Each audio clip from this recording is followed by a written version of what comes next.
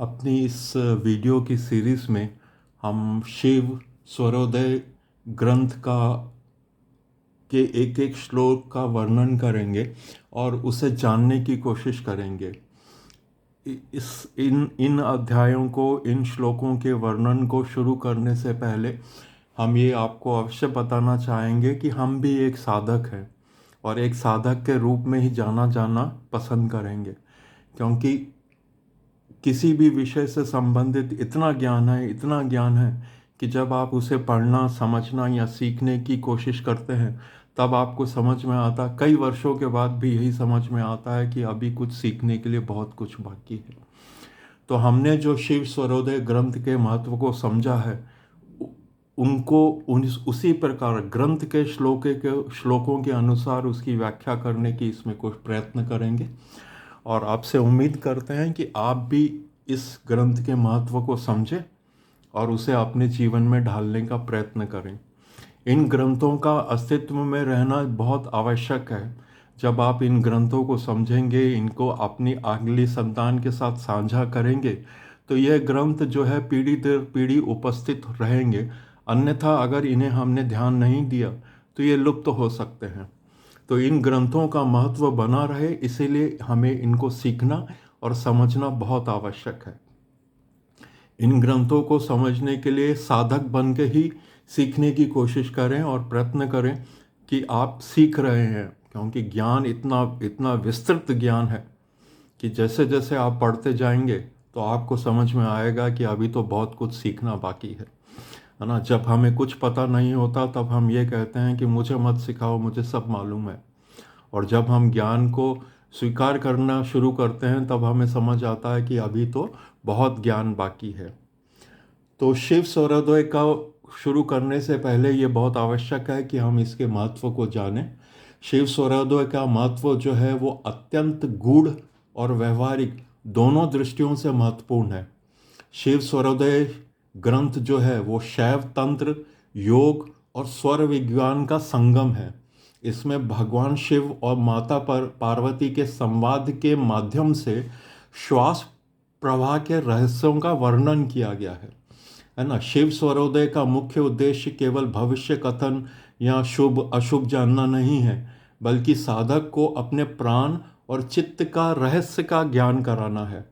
ग्रंथ में यह भी कहा गया है कि जो स्वर का ज्ञान प्राप्त कर लेता है वह अपने भीतर स्थित चेतना को पहचान लेता है।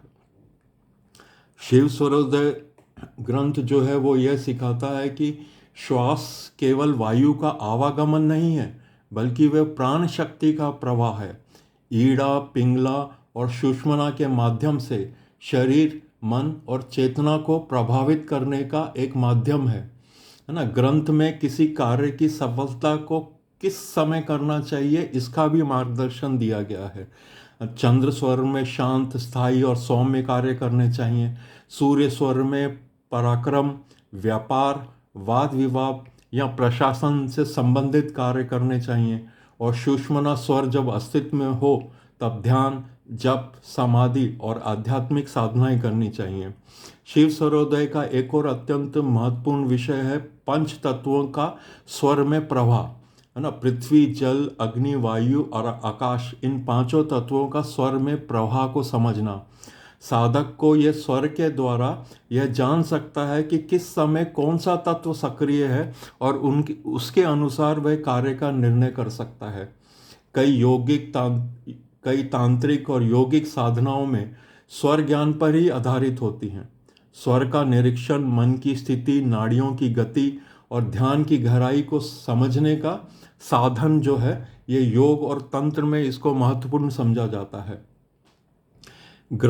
शिव सूर्योदय ग्रंथ में यात्रा, युद्ध, प्रश्नोत्तर, शुभ अशुभ संकेत तथा विभिन्न निर्णयों के लिए स्वर विचार का वर्णन मिलता है। प्राचीन काल में इसे एक दिव्य निर्णय विज्ञान माना जाता था, है ना। शिव स्वरोदय में एक भाव जो है वो बहुत ही प्रसिद्ध है कि स्वर का ज्ञान ही परम ज्ञान है। अर्थात जो साधन प्राण के मूल स्रोत को जान लेता है वह आत्म तत्व की ओर अग्रसर होता है। इसलिए स्वर ज्ञान को केवल लौकिक सफलता का साधन नहीं है, बल्कि मुक्ति का मार्ग भी कहा गया है। है ना। वस्तुतः जो समय है इसमें लोग लौकिक साधनों की खोज में लगे हुए हैं। तो शिव स्वरोदय का ज्ञान जो है वो आपको लौकिक सुख जैसे कार्य में सफलता, स्वास्थ्य, निर्णय लेने में के लिए महत्वपूर्ण होता है। यौगिक यौगिक रूप में ये प्राण, नाड़ी और तत्व ज्ञान प्रदान करता है। और आध्यात्मिक रूप से ये आत्म साक्षात्कार और मोक्ष प्रदान करता है।